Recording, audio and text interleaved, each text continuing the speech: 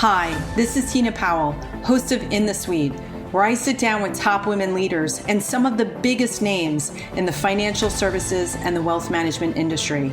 Together, we'll discover some of their best secrets and top strategies to grow a great business, build a strong brand, and lead teams in the 21st century.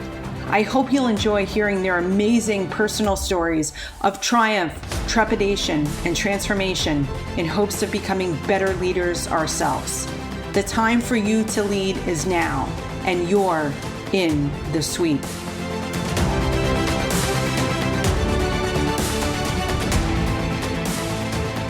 The name Suzanne Syracuse is iconic in wealth management and the financial services industry. With an origin story that includes banking, digital, events, journalism, media, and startups, Suzanne has had a track record of success, service, and innovation that follows her wherever she goes. Today, Suzanne is founder and CEO of Suzanne Syracuse Consulting, where she specializes in advising financial services firms on innovative business strategies, distinctive marketing programs, and impactful advocacy initiatives around diversity, financial literacy, and next-gen talent. An industry thought leader, Suzanne is a sought-after speaker and moderator on topics ranging from investing and leadership to financial literacy and fintech. Suzanne is also creator and host of the Big Reveal podcast series, where she interviews industry thought leaders and influencers on all things wealth management, but with a twist. You can catch her amazing series on Apple, Google, Spotify, and wherever you listen to your favorite podcast. Suzanne is also a founding member of the Invent Elite Consulting Consortium, which focuses on developing, launching, branding, and operationally supporting broad-based technology initiatives for financial services firms. A lot of our listeners in the suite will recognize the name Suzanne Syracuse from Investment News. As a former CEO and publisher Investment News, Suzanne oversaw the vision and strategic direction for all of their platforms, including print, digital, events, and research. Under Suzanne's leadership, Investment News launched initiatives to support the evolution of the financial advice profession, specifically in the areas of practice management, women's leadership, diversity and inclusion, innovation, next-gen, and financial literacy. In addition, Suzanne is on the board for Investment Others Charitable Foundation. She's a board member at the American College State Farm Center for Women in Financial Services, and she's a board member for Savvy Ladies, where I just attended their amazing virtual event. She's an active volunteer for the Animal Rescue Fund in East Hampton, New York, and she's an advocate for the humane treatment of animals. Both her and her husband, Lee, reside in New York City. And one of the many gifts you'll discover about Suzanne in this episode is her ability to create positive change through innovation, collaboration, and bold ideas where entire communities benefit. Whether she's helping to start one of the most important media publications in the industry, to passion and philanthropy projects that serve, and forming her own consultancy, to launching her own podcast, Suzanne Syracuse is proof of how all the stars align precisely when the time is right in the suite. So Suzanne Syracuse, wow, it is so great to see you here in the suite. I'm so excited. I've been looking forward to this episode 4 weeks. You are in my favorite city, New York City, the city I was born. How are you? How are things going over there today? Oh, gosh. Well, Tina, first and foremost, thank you so much for having me on. It's great to virtually see you and to talk with you. And I am really honored to be your guest for In the Suite. I have been listening to your podcast for months now, especially during the pandemic. And you've done such a great job. And I've gotten so much inspiration from some of the women leaders that you've had on your podcast. So thank you for doing this. So ironically, I live in New York, right? But we left New York City in March. I am actually out at our house in East Hampton, New York. I've been here. I've only gone back to the city one time. Wow. I will be going back again in a few weeks, but it was really surreal there. I want to say I went back once, and it was in the beginning of July, and it was really hard to see. We live on the Upper East Side in an apartment, and when we went back to our apartment, 3 of the 4 storefronts on each of the corners of my block were boarded up and closed. And all of the restaurants, or most of the restaurants, were closed. It was it's a really sad time, and I really hope that soon we find a solution where we're all able to get back to a little bit more normalcy. Yeah. I mean, I'm in New York City. I'm usually across the bridge, but it takes 35 minutes to get from my front door to the theater. And my mother and I have a tradition where every month we're going into the city. So right now I'm missing it. And I have not been there since COVID all started. And there's a part of me, Suzanne, that wants to just get in the car. Just every time I'm near the Lincoln Tunnel, it's almost like a ghost town. And I want to just get in there, and I'm almost there. And I know it's going to deeply affect me emotionally, as you were kind of just describing it, right? You're seeing, especially the restaurant owners, because you develop such a rapport with them. 100%. And you're right. So my husband and I drove in. We sadly had to go to a funeral. I started crying, and I'm not a crier. I started really getting weepy going down 3rd Avenue or up 3rd Avenue, and just seeing stores and companies, like just everything just boarded up, and no one out on the street, and all of the life that you love so much about New York City just kind of being stymied. And it was hard to see, I will say. Now I have friends that have been living out here that now their children are going back to school in the city. They've gone back in, and they said it's gotten better.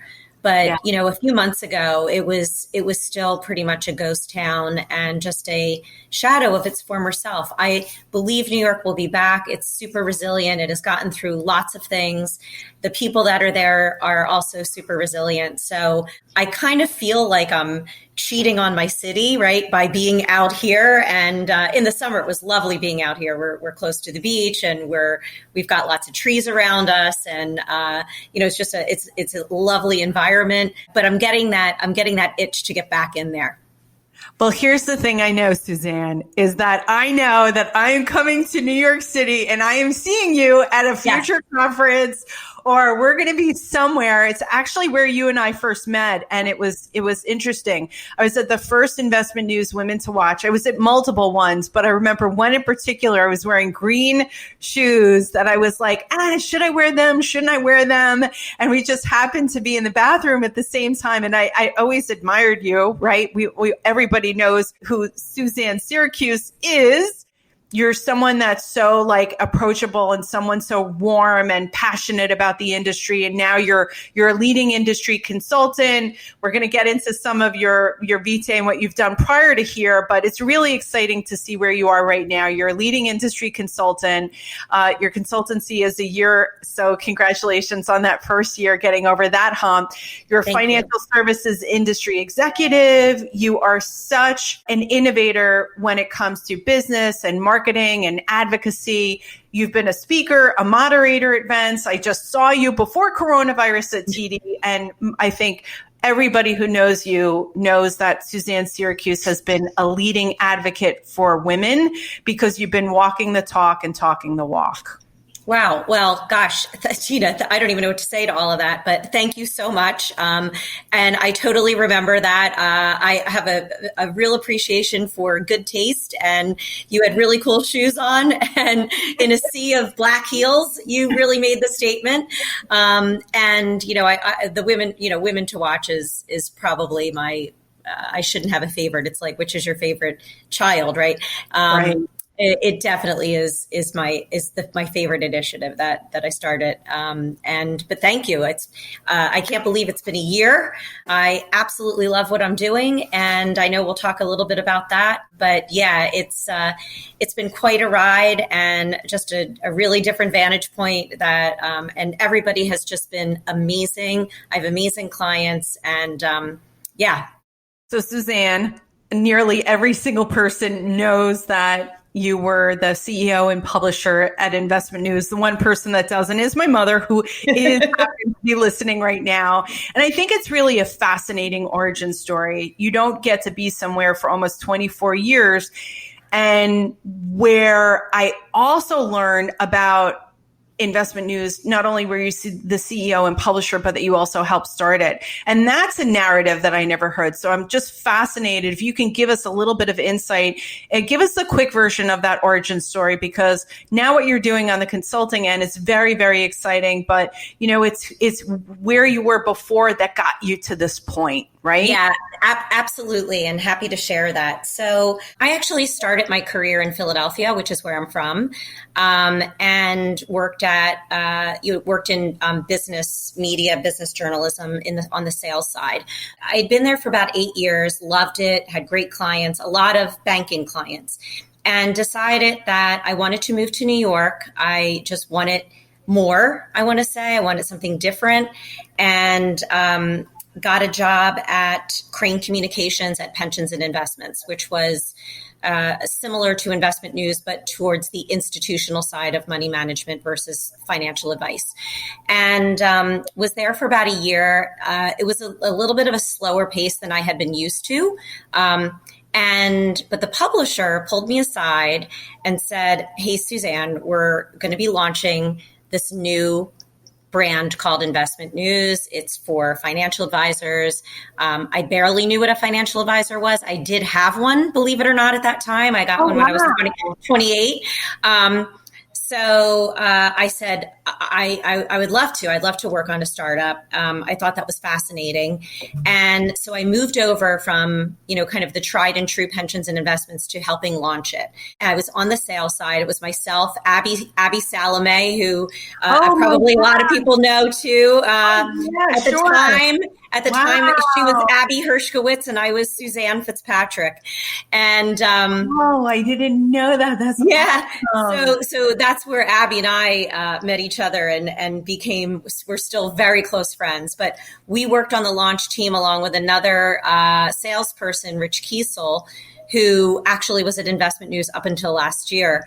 And we basically went out and tried to sell advertising on a brand that nobody knew anything about. And we worked really hard. We did a lot of traveling. The editorial staff really just kicked butt, and Investment News got on the map fairly quickly. I then was promoted a year later to run the sales team, and then about 7 years later, what became associate publisher, and then was named publisher in 2006. And it was really then that I feel like I came into my own and really understood what journalism was, really understood the business model of a newspaper, of a website. I was able to launch our website. I was able to launch the first event at Investment News, which was the Retirement Income Summit. I was able to negotiate the assets from the former Moss Adams benchmarking studies, which, if you're an advisor out there listening to this, that was a really kind of cool new initiative that myself and the team were able to bring into Investment News to act as a additional content, but also an additional revenue stream. And it was great. And then I would say like 7 years ago, I really started what I called these passion projects. And they were initiatives that spanned across all of the platforms. So it could be in print, digital, research, webcasts, and events. And those were the Women to Watch event, the diversity and inclusion initiatives, our icons and innovators, the 40 under 40, and the coverage. I'm very proud of the coverage we did around financial literacy. So those were what I considered these like passion projects. And the more that I did them, and the more that Investment News really started focusing in on these trends and starting discussions around important topics that our industry really needed to, I thought, focus in more on, is really when I started to think, maybe this is the direction I want to do more. I want to do more in those kinds of areas. So I'm very, very proud of what the team did, and I'm glad to see that Investment News is still carrying all of those initiatives on. That's such an exciting origin story. I think about how long you were there, but more importantly, what the world was going through during that time, and how you just kept on evolving and throwing more passion and more, I guess, in intensity and feeling. And I can tell you from my perspective, here's maybe something that you don't know, or that you probably don't get the chance to hear very often, right? Because most of the time when people, I guess, are writing into letters to the editor and letters to the publisher, it's to ask you to do something. But when I came into the industry and I didn't know RIA and I didn't really understand what the industry was about, well, guess where I went for my information? Investment News. That's great. That was in January 4th, 2010. I made a total conscious, intentional decision, go all into RIA and to the financial services industry. And it was the first thing that I did. Followed you, went to events, and that's where I started to get the School of Hard Knocks training. And the coverage was, and still is, really fantastic. So congratulate you on just your almost 25 years of just servitude and just being unselfish and giving and bringing who you are to the program, that, again, that I still feel that DNA is still there. So congratulations to you, Suzanne.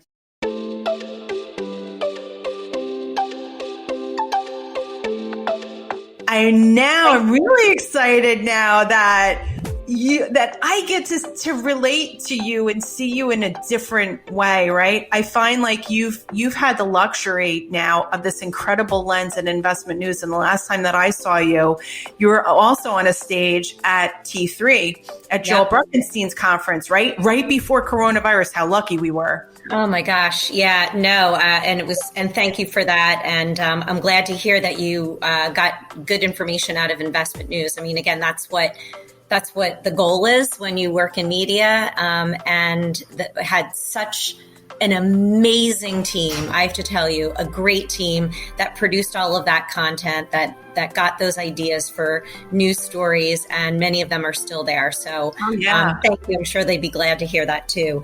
But yeah, the last time we saw each other was at T3. And so being able to take some of the experience that I had at Investment News and start to sprinkle it around the industry in a different way has been incredibly energizing and rewarding. And I'll give you a quick example, right? So Joel Bruckenstein, love him, have known him for years. He's the founder and producer of T3, all technology tools for today. And I was already slated to moderate a panel with like two major industry heavyweights, Cheryl Penny and Bob Oros, right? Oh, wow. And so I was already I already had a role there. And I was looking at the agenda, and I've noticed that, here we were talking so much about diversity, and yet there wasn't anything talking about there. And so I called Joel and I'm like, hey, listen, I have an idea. I need to get another session in. And he's like, well, we don't have any room. And I'm like, it's a session on diversity. And he goes, I'm listening. I said, okay. Boy. I said, so I really think, given what's been happening in our industry, if you remember all the stuff with the Tiburon event, a couple months prior to that, and I said, you really need to. We need to get a panel here talking about the importance of diversity and highlight some of the women that are in this business, that are in senior level roles, so that they can act as role models for all of the others that are attending. Plus, they're just uber smart, and we need to feature them. And he's like, okay. He I don't know what he did. He rearranged something, and I got my diversity panel and called up Lisa Burns from Fidelity, Christina Townsend from Pershing, Danny Fava at the time with TD Ameritrade, and Lauren Wilkinson with Schwab. And they were all in, and they were fantastic. And in fact, Craig Iskowitz did a podcast with the five of us after the session, and just talking about like what we were going to be talking about. And we really, not only were we trying to showcase the amazing talent within the industry, to showcase women, I should say, in the industry. But we also wanted to talk about solutions of inclusion. What can firms do to be more inclusive? And we talked about things like, how do you source candidates from different areas so that you can attract a more diverse group that come in to interview? How can you change up job descriptions to be more female friendly and more inclusive of getting different types of candidates in, as well as utilizing men as allies, right? So this isn't about us versus them. This is about men are mostly in the positions of leadership. How can they actually be the catalysts for change, not just a bunch of women talking about this all the time, right? There's a lot of us that do that, but we actually need the help of our male allies. So it was a great, great panel. And I'm really proud of that, because if I were still at Investment News and still like in charge of our own events, I don't know if I would have pushed that hard to get Joel to do it. So that's just like a small little example of what I'm doing now and trying to advance the discussion throughout the industry. See, but I'm gonna have to just modify what you just said. Small example, huge example, right? So a small thing, but a major league effect. And we're going to make sure that we link to Craig Iskowitz's Wealth Management Today, that episode of the podcast. I remember it. The Twitter, the tweet is also too there from that event of you guys being in that booth at Joel Bruckenstein's T3. I happened to call Joel yesterday and touch base with him, and I told him that you were coming on the podcast, and I couldn't wait. It speaks volumes about the men in this industry. And so I think you hit upon a really good point, and that is that it's together we rise. While a lot of us are talking about these issues, we're not doing it in isolation. And the men are our best allies. People like Joel are champions of change and women's leadership. I think him saying moving heaven and earth to make sure that Suzanne's panel, which was a phenomenal panel, by the way, one of the most well-attended panels over at T3, and to make sure that happened. And sometimes it's just a little nudge, or it's just, hey, I have a great idea. And you've been an idea factory now for the last 24 years. Here's one thing I know, Suzanne Syracuse, when I get stuck, I'm going to call you and say, hey, how do I solve this? Oh, good. Please do. Please do. It's really funny. I love that. So I'm a creative at heart, right? And so right before we came on air, I had a female executive send me an intro that she was going to do for an event, a virtual event. And she's like, just look this over. Let me know what you think. And it was an important statement that she was making. It had to do with racial injustice. And I looked it over, and I was like, let's get on the call. I have 2 questions, right? I have 2 recommendations. And we got off the call 10 minutes before I'm coming on here. She goes, I'm like, so I can't even believe we just went through this. And I really love doing that. And I do that with other people too. And I think that is an example of this, women helping women, and making sure that we are saying things in the right format, the right way. And again, just really paying it forward and helping people when they need it. And I know I need tons of help, so I'm always asking for help. So I think that that's important to let people know that are listening that that's okay. We should be doing that.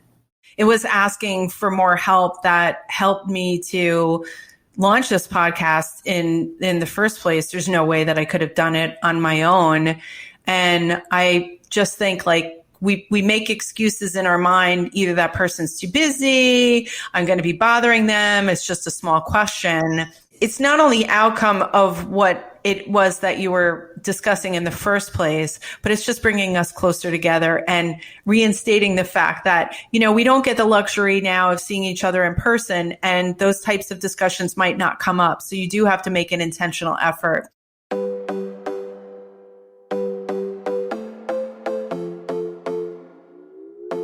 tell us a little bit about Suzanne Syracuse Consulting Services. I've done a couple of interviews since I left Investment News. And the last one I did was with InvestNet's Women's Network podcast with Kimberly Beck. And she's like, was it a really hard decision to leave? And I said, actually, no. I had been contemplating it for years. And it was hard maybe 4 years ago, but I kind of just started to think about what I really wanted to be doing. And so it all kind of, the stars all aligned, right? So I like telling the story because I think having one of the things that helped me with this was I enlisted a personal advisory board. And I also enlisted an executive coach, which I had never done before. And I basically had gone to a few people in the industry that were close friends of mine that I really, really respected, and had a couple of conversations about what I wanted my next step to be. I had done a lot at Investment News. I felt like it was time for me to be seriously considering doing something else, right? So one of the gentlemen, are actually Greg Friedman from Private Ocean. I know you know him well. I have so much respect for him. He gave me the name of his coach. So I called her and I worked with her for a few months. And ironically, at the end of my engagement with her, she goes, "You're not ready to leave yet." And I said, "Really?" And she goes, "No, you're a little like disillusioned with a couple things, but bottom line, you're not ready to leave yet." And I said, "Oh, okay, right." And I, kind of got back motivated again or whatever. And a month later is when the Crane family, who owned Investment News, Pensions and Investments, Ad Age, Crane's New York business, Crane Chicago business, came to me and said, "We are going to be putting Investment News up for sale, and we need you to help us sell it. And here's why we're doing it. And we don't want to, but they were buying out another family member, and so they needed the ability to do that." And so I thought about it. I thought, I've never done anything like this. Okay. And we write a lot about mergers and acquisitions. Okay. Ultimate M&A deal. Wow. So I got a crash course in helping to get a company prepped for sale. Wow. It was a huge learning experience, a lot of ups and downs, and we finally were able to solidify a deal. And we had, again, I had a year to commit to this to the new owners, Bond Hill Group. And it was just the perfect time then after that year to then go follow what I consider now my dream job, which is to start my own firm, to work within this industry, to help firms better educate and market to financial advisors, which is what I'm doing. And it just all like came at the right time, and it just worked out. I don't know what other way to say it. It just, the stars aligned. And so formed my own firm. I was very, very nervous. I didn't know if my connections and the people, my relationships would still be there when I called, when it was just me, versus me having a huge brand like Investment News behind me. And I am so happy and humbled to say that it was, I feel like I didn't skip a beat. Learned a lot starting my own business, still learning, which I love. And again, I'm really focused in on helping firms with business and marketing strategy as they try and work within the financial services, especially the wealth management industry. So we talk a lot about how advisors should niche their practice and segmentation strategies. And I feel like my consulting firm is very, very niche. And I'm working with a lot of my former clients, a lot of people that I love in the industry. I'm working with a lot of entrepreneurs to help them build their businesses, which is something I love doing. And it's been great. And yeah, like I was already working from home, so I was already completely set up. Suzanne Syracuse didn't miss a beat. And I'm so glad that you had mentioned the personal coaching. Wow. I had no idea that, you look at somebody like even like a Greg Friedman and you just think like that person just already had things figured out. And I think what I'm hearing from you right now is that you're giving us the opportunity and encouraging us in some way to make sure that if we're bouncing some ideas, maybe a new direction, maybe we're contemplating doing something different, vastly different. What a great way to ease into that, Suzanne. I feel like you already had a lot of the stuff sorted out. Like day one, when you hung your shingle, it's no surprise now to me at all that, you didn't miss a beat because you had already done the work that you needed to do. So that when you were saying, hey, ladies and gentlemen, I'm open. And then on top of that, you doubled down on a skill set that you already had, this whole idea of the M&A side of just selling a huge company and all of the different things that you were involved in. Wow, that is a very, very exciting story. The stars align. And the stars align. The stars align. When things like that happen, I say to myself, when it falls into place like that, like it's like, absolutely. Then you just kind of trust it. You just go with it. What was the most surprising? What was that aha moment that you were like, oh, wow?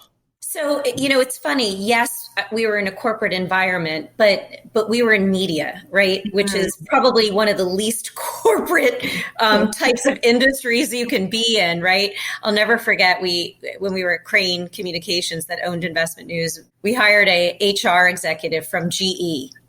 And she came in and she said, okay, we're going to all these new policies, right? Hiring, all these new things.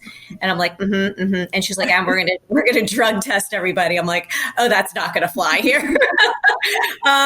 So it's funny. So I was already more in again, like media's a little bit less, buttoned up, but in terms of my role, I had to definitely be buttoned up. I think one of the biggest changes for me was I had an assistant for 20 something years, right? And now all of a sudden I'm like the head of IT. I'm, the person scheduling everything. I'm having to find all this stuff out. And while it was challenging at times, I'm so glad that I kind of got, like, I now am so much smarter about some things that I feel like I just outsourced. So really understanding all of the stuff that all of these other people did. And, so you're a party of one, right?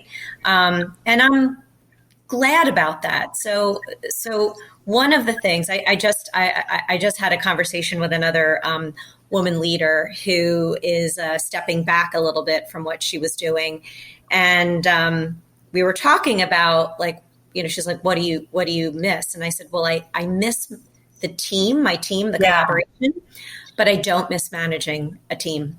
And, I had managed operations and people for over 25 years.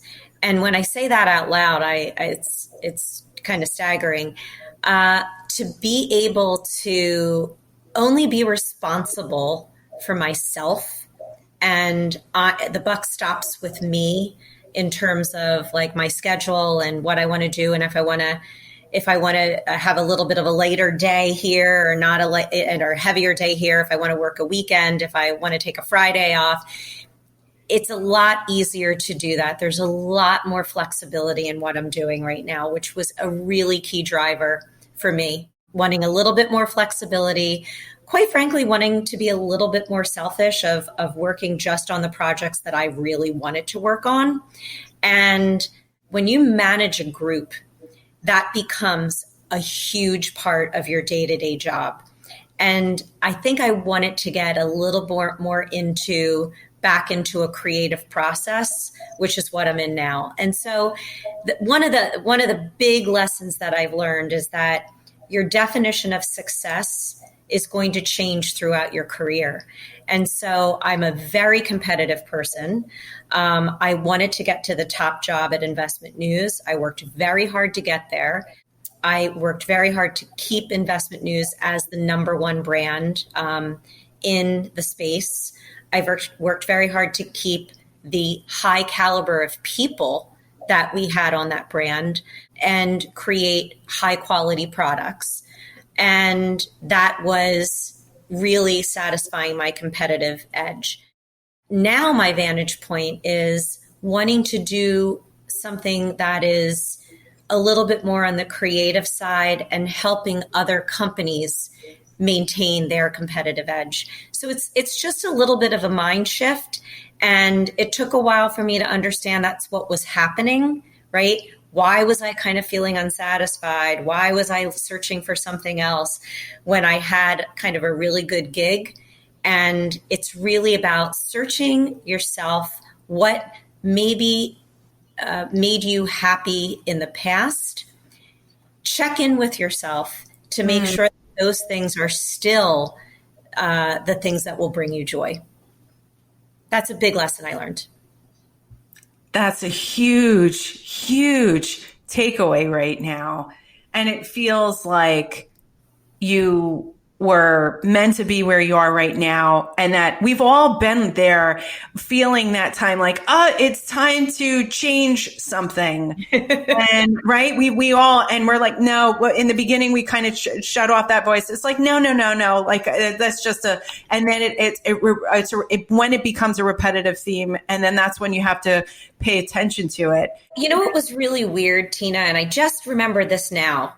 After, like a few months after I'd started my own firm, I ran into some people that, Amy Weber from Cambridge and Valerie Brown and some other Cheryl Nash. And huge names. Some people at other events, right? Other events. And do you know what they said to me? Each one said, "You look lighter." And they weren't talking about my weight.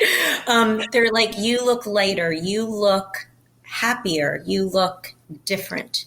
And again, I say this especially for women that are constantly multitasking and having to be number one at work and at home and with their kids and with their partners and whatever it is. I can't say this enough. Check in with yourself. Make sure that you are feeling healthy, that you are looking healthy, that if you're feeling that there's something off, like listen to what your mind and your body are telling you.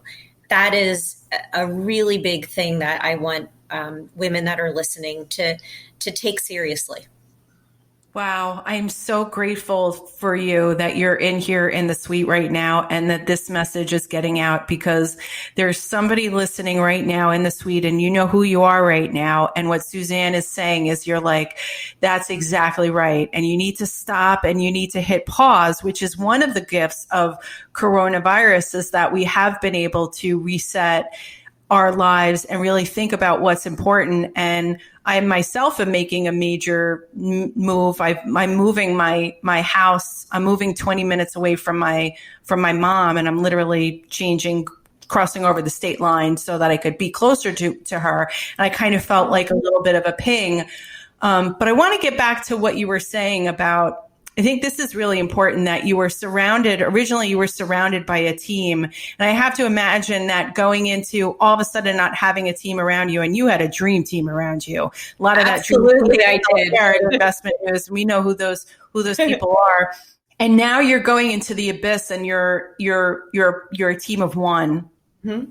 And yes, you still have your friends and you still have the power of your network and your family and everybody around you. But it's really daunting. But what I love is that you expose an incredible, I guess, even a competitive advantage of being that person, that one person, because sometimes from our side, I kind of have it reversed where I haven't had the luxury of a huge dream team and a huge amount of people to manage.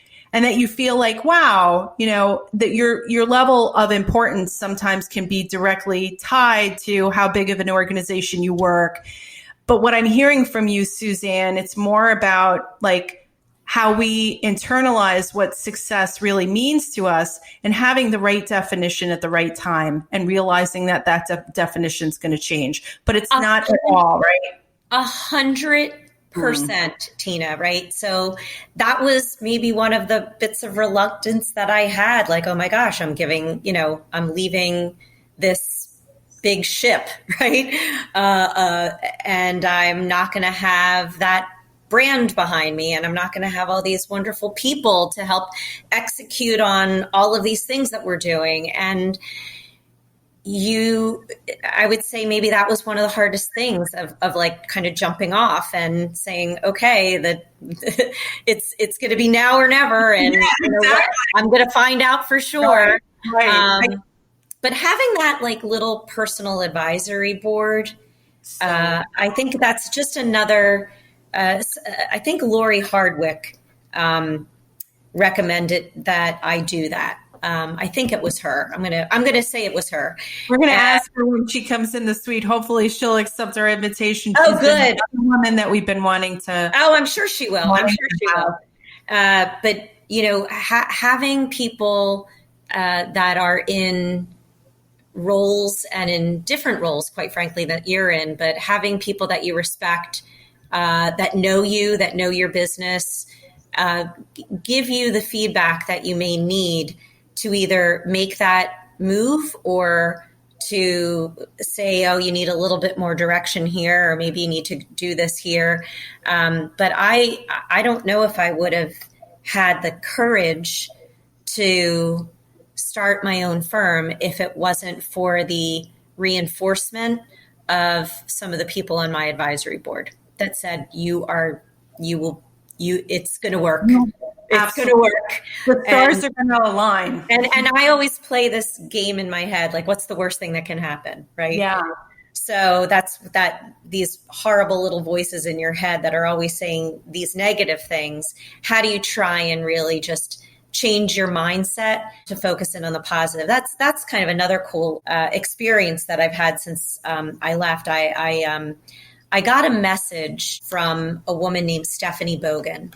I don't know if you know who she is. But yeah, Stephanie Bogan from a Juice. Exactly, right? Yeah, so she's coming in. We have her scheduled in a couple of weeks. We were going back and forth. She just had her retreat. Yes, exactly. Right. Exactly. So Stephanie had a great program. She's so smart. She's brilliant. So Stephanie is part of, she started her own coaching firm. Before that, she was a practice management consultant. And she reached out to me when she heard the news that I was leaving Investment News. And she's like, you know what, we've only interacted maybe a couple of times throughout the years, but I've really, she said some very nice things. And maybe we should connect on the phone. I'd love to kind of talk to you. So we ended up connecting, and we were on the phone for something like 2 hours because our stories and some of the things that we were feeling or had felt were so compatible, and it was remarkable. It really was great. And then a couple months later, she reached back out to me and said, look, I'm really trying to grow my business. I think maybe we could work together. And so I'm working with Stephanie now. And one of the benefits that I get from working with Stephanie on her business is understanding what she's coaching, which is all starts with your mindset. So this is where I'm redirecting this, right? Changing your mindset, right? Success is 85% mindset or something like that. She articulates it so brilliantly. Right, way better than I can. I'm going to butcher. Oh my God, I've listened to her podcast over and over with Michael Kitces. I think that she's the first person to be on there 2 times. I'm not even sure. Maybe she's on there 3 times already. I can listen to her all day. She is so supreme in her communication, her mindfulness, and her intentionality. Yes. And just thinking about like starting with your mindset and we all are human, and especially like sometimes we come at such like, I can't do it, or, oh my God, it's not going to be good enough. All of these things, especially that women think about, really like getting into that mode where you change your mind and change your mindset and start to think about when you start to go to that negative place, switch it off and Right. think positively. And I know it sounds like hokey or whatever, but I can tell you it works. It works. And so really thinking about that mindset and coming from a place of positivity versus I can't do it, just thinking and changing your thinking is such a small, it sounds so small. It's with huge results. Well, we'll make sure that we have a link in the show notes to all of these resources and to Stephanie's program as well. And I'm excited that you're mentioning all of these women. I know. We didn't even talk about this. This is all organic, everyone. Yeah, we have a spreadsheet in the background, right? And it's growing with all of these names. And originally I told you before we started rolling the tape here that this was a monthly podcast, that now we're on episode 20. We're almost at episode 30 by the time that this comes out, and coronavirus happened. And I said, we need to accelerate that. And so I'm so glad that you mentioned the fact with that voice, because I had to shut that voice up too when we started the podcast here.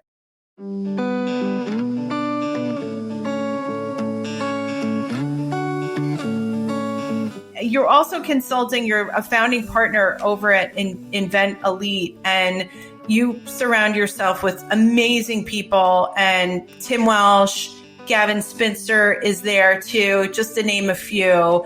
What can you tell us about some of the exciting projects? And I know that there are some advisors listening, and being that we just spoke about Stephanie too, I think it's only fair that can we spend just a few minutes on growth right now? Like what's working? Like coronavirus is the time for us to just reset, think of those big projects, do the things that you're afraid of doing. What are you seeing outside right now? I'm fascinated to hear from your vantage point. So, well, first of all, I love working with all those people that you just mentioned on the, it's really this intersection of technology specialists and strategists, business and marketing strategists. So a lot of times, so we just did a press release that Cambridge Investment Research selected Invent and Invent Elite to be their, basically we're working with them to help create their new ecosystem from everything from their tech stack to the way they communicate that out to their advisors. And congratulations, by the way, that's huge. I saw that. Huge. Yeah, really, really excited. And, they're just awesome people too. And Amy's there as well. So yeah. And Jeff and Nick and Colleen, I mean, it's a great group. And in any case, what we're trying to do at Invent Elite is really marry business strategy and marketing strategy and connect the dots to technology solutions, because a lot of times they come at things very differently, or the technologists don't speak the same language as like the business. And so what we're trying to do is bridge that gap and act as consultants. Third party, I mean, that's one of the things that I think is really cool about being consulting, is that you can come in and work on all of these different projects and come in with a really fresh approach and a fresh attitude and ask questions that maybe they haven't asked themselves in years.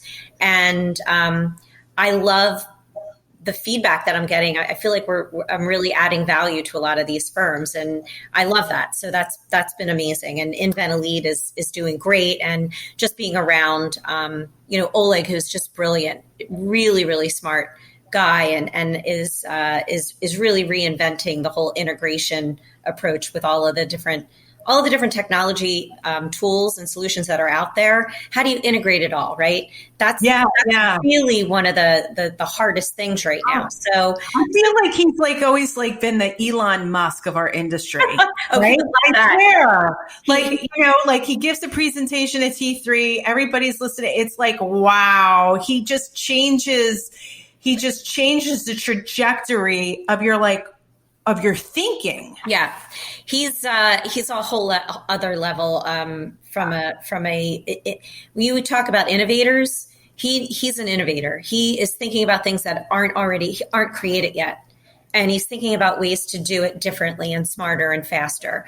And his brain already knows how to do it is the thing. It's like, okay, he's already got the engineering already in his head. Like, I love people like that. It's brilliant. What an incredible way that you get to work with these people, Suzanne. Yeah, because listen, I'm not a technologist. I'm not going to pretend that I am, but I know how to market and I know how to create a successful business. And so it's more about applying those same principles to different types of firms, right?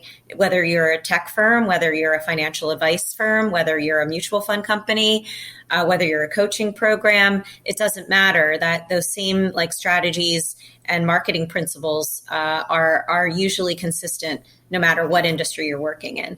Having subject matter knowledge, though, is to me is super critical when you're thinking about strategy and if something will work and if something won't work. Really understanding this business and the way it goes, and also the connections. Like, who do you need to really get to in order to pitch that idea, right? Really understanding that this is a relationship business and establishing those relationships and understanding who does what, where, and why they can be a really important ally, right? So understanding that the whole ecosystem of this business is a skill set in its own.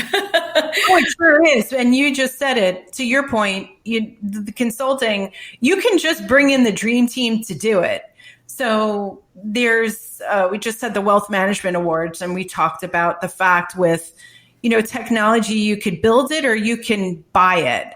And so there are people that are, I think, in the industry spending a great deal of time and resources and banging their heads up against the wall when they can just call up the dream team and have them come in and have consultants execute around it and understand how each part of the ecosystem works, like you were just explaining it. The playbook has changed so much. Like, wow, everything just feels so accelerated so quickly. We're all needing to make these bold moves now, right? Absolutely. And, you brought up something really interesting in that, a lot of times, one of the reasons you would bring in a consultant, for example, is because sometimes figuring out something new and innovative, you still have to do your day job, I like to say.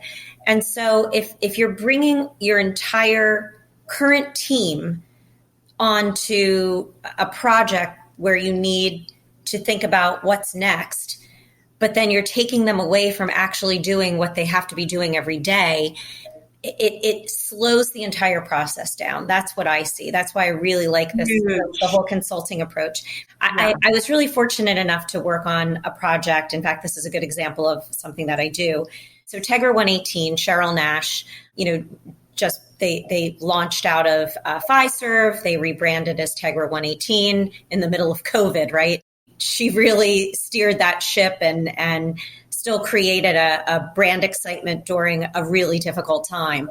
They had called me and said, we'd love to work with you on a project. And we talked a little bit, and I came back to them with this concept of this Connecting, Communicating, Leading, and Learning During Crisis webcast series. We got 3 high-profile leaders from Wells Fargo, Northwestern Mutual, and LPL, and did a series of interviews around that topic. And during the prep calls with each one is really how I was able to listen to really what they were talking about and draw out some information. And we focused in on different areas or different topics within each of those webcasts. So with LPL, with Burt White, who's a character, he's larger than life. He just exudes energy and excitement and knowledge. And we've really focused in on what I like to say, creativity is the new superpower. How do you use, and not just creative, like being, design or whatever. I'm talking about creative solutions in your business. How do you creatively pivot what you are currently doing and during the pandemic. And I think there's some great examples out there. So we talked a lot about creativity is the new superpower. We talked a lot about the acceleration of adoption of technology. This isn't me. He's the one that said this, but it's brilliant. People change either because they really want to or they're really forced to. And so a lot of advisors and people in the financial services industry were forced to change, to embrace more tech solutions at a faster rate. And I think that is accelerated us by years. With Eva Marie Schoenborn from Northwestern Mutual, we talked a lot about culture and people and, how you treat your people and your team during this time will stay with you in years to come. It will frame the discussion about what you represent as an organization. So make sure you're thinking about that in every way, shape, and form of your entire strategy. How you react now during the pandemic will be your identifier in years to come. For sure. 110%. And what I remember from the series with you and Cheryl and Tegra 118, because came at a point where she was also too on the podcast. And I remember her seeing that you were launching this series. And what was really incredible about it, Suzanne, was that you were already honing in on the fact that communication, how you act, what you say, and what you do during that time was pivotal. And it was a chance to either define your leadership, define it, or defy it. But it was so appropriate. It was so timely. And I think that you have a gift for understanding what's needed at the time that it's needed. Because look, if you launched a series like that right now, well, guess what? The ship already sailed. The boat already left the port, right? Is that what they say? It takes an extraordinary person. You have to have a perception about the industry and the courage to act. I don't want to leave the suite without spending some time on the giving side and on the hugeness of your heart. Oh, gosh. Well, thank you. I think that I've been blessed. I had a great upbringing. We were not wealthy, but we were fine. And I, have worked very hard, but also have worked for a long time and am comfortable. And it's really about thinking about when you get to a certain place, giving back and making sure that you're not living in your own little bubble, right? Because not everyone has the same options you do, meaning that there's people that may need more help and more assistance. And so with something like Invest in Others, so again, I think giving back is a critical part of it's a responsibility. I really truly there's no way around it. It's an individual's responsibility. If you can, you should. And normally you get back far more than what you give, meaning like what it does for you spiritually, what it does for you from how it makes you feel is just not like anything else. So Invest in Others Charitable Foundation. First of all, I'm glad that you love the videos. That's all Jay Connolly. They have donated their services. I am any way that I can promote them for what they have done for that or the charitable organization. It's unbelievable. They've donated all of the video content. Extraordinary. The videos were fantastic. Lower thirds, great backdrop, sound quality. I was like, they were coming up in my LinkedIn feed like crazy yesterday. Yeah. Great on mobile, great on desktop. I was like, wow, this is a brilliant case study here. They've done an amazing job. And Invest in Others Charitable Foundation is something near and dear to my heart. I guess it's 14 years ago. I went up to Boston and had a meeting with Mark Cassidy, who was the former CEO of LPL. We had a meeting about I don't know. I think that they were upset with Investment News for something that we had written at the time, and I was trying to do some damage control. And we ended up having this great conversation about a charity that he was starting, a foundation that he was starting, which was Invest in Others. And instead of making it just LPL focused, what if he could take that seed money and make it industry focused?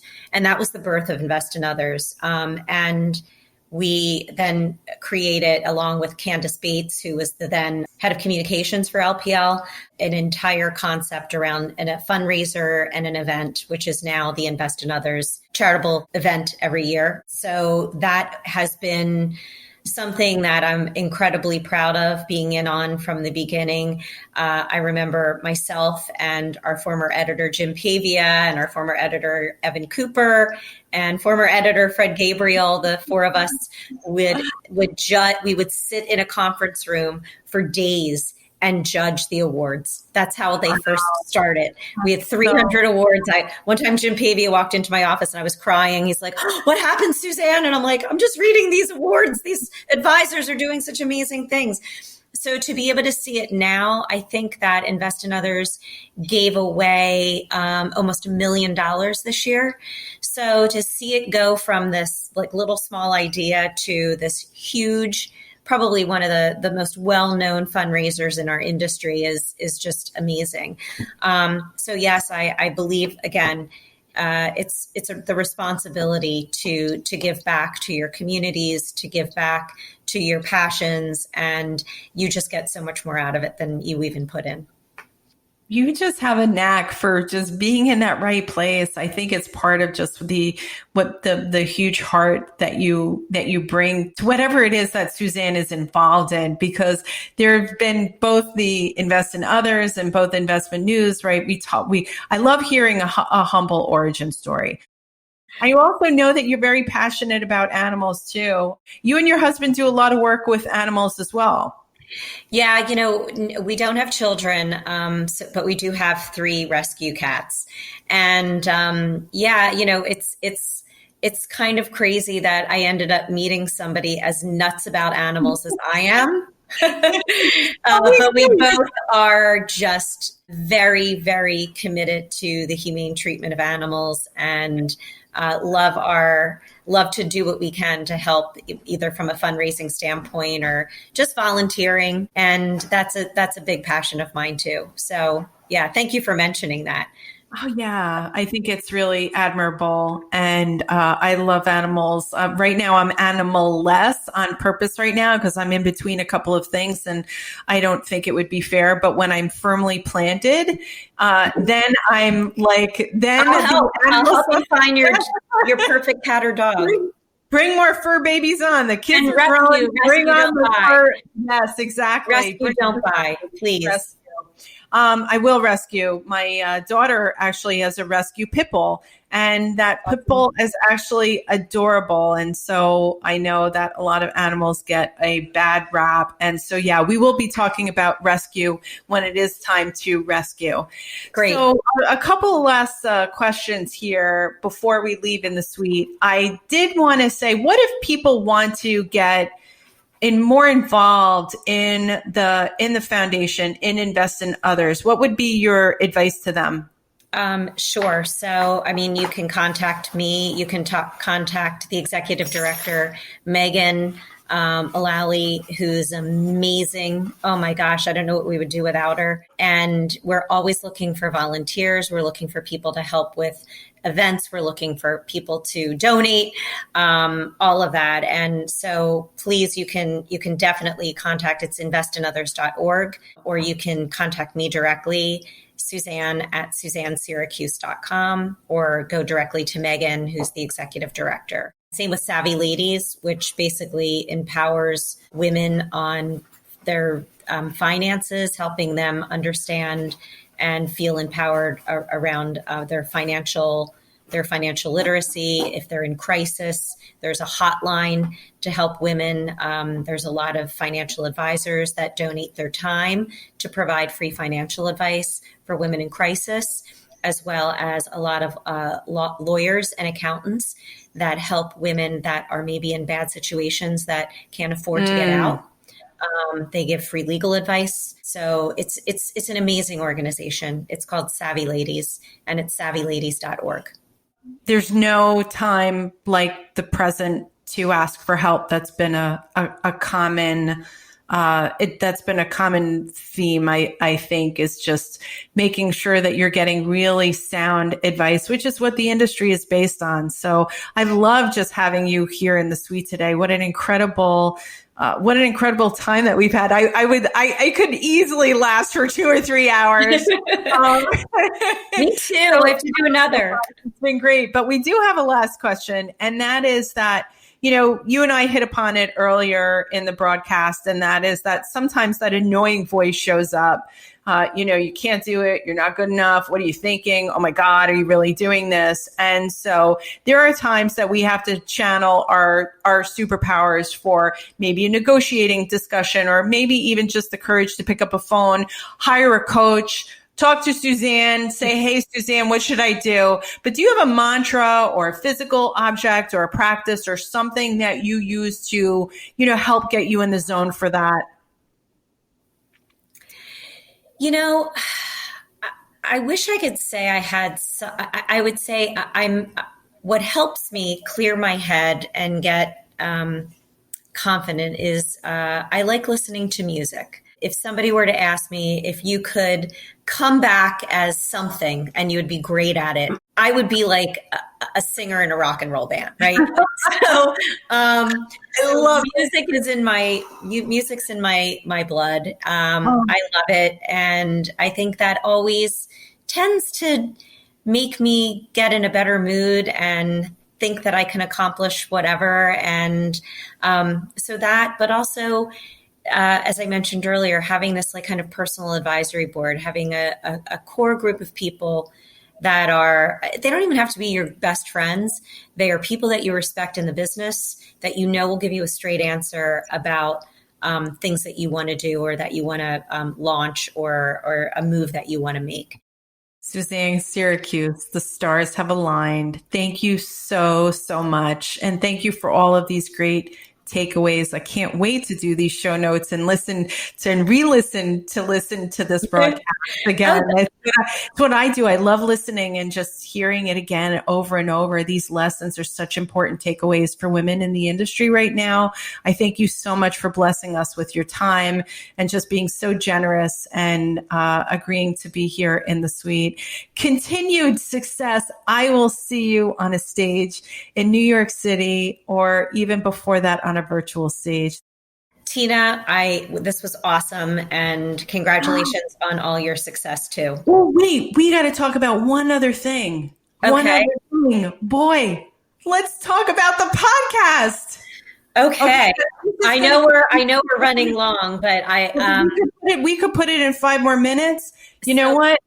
Yeah, spoiler alert here. Spoiler alert. So by the time this airs, we will have, knock on wood, because I've run into some issues. I will have launched one of my new dream project, which is my new podcast series, which is called The Big Reveal, and it is in partnership with Envestnet. You'll hear the promo and the story of how it came to be. But it's been over a year and a half in the works, believe it or not. I believe it, Suzanne. I believe that ideas just continue to germinate within you, for sure. Well, the funny part is I had confided in my friend Bill Krager about a year and a half ago that I was going to be leaving Investment News. That was before it was public, and that I had an idea. And I wanted to partner with them on it. And it was this podcast series. So after I was, I had left Investment News, Bill and I had lunch in last September, about a year ago, actually. And we talked about it. He loved it. He's like, Judd loves it. I love it. We're going to move forward. And then 2 weeks later, Judd was tragically killed. That everyone. Horrible. We're still wrestling with that. The grief of that hasn't left us. No, and just the the sheer, it was just so quick and just so out of the blue, right? Mm-hmm. Really, I think a lot of people did a double check of what they were about, what they wanted to be doing when you hear something like that. So in any case, obviously there were lots of other things that were on their plate than launching a podcast, and it would have not been appropriate. And also, Bill was interim CEO. It wasn't CEO until March. And so long story short is we finally have it together. We're launching it. It should be launched by the time this airs. There's a lot more that goes into these podcasts. I give you a lot of credit. You make it look easy. I think a lot of people think it's a lot easier than it is, but it is a lot of work. But it is amazing. I'm so excited. And hopefully it's a limited series. So we're going to do 6 or 7 episodes in 2020. And hopefully if it gets good response and people like it and all of that good stuff, then we'll continue it on for 2021. But it's been awesome. I love it. And again, it's just taking more of a creative approach. My approach is going to be very much on the interviewee, the guest, their personality, and a little bit more about them as people versus them as thought leaders and influencers. So we'll see. I'm really excited. I've shot 4 episodes so far, and they're really interesting. I hope others find them interesting as well. Suzanne Syracuse, wherever you go, we will follow. Well, I hope so. Thank you. So we are looking forward to the big reveal. I can't wait to see it, and I know that the series is going to be extraordinarily successful. Thank you so much. Thanks for having me. And this was awesome. Thanks, Tina.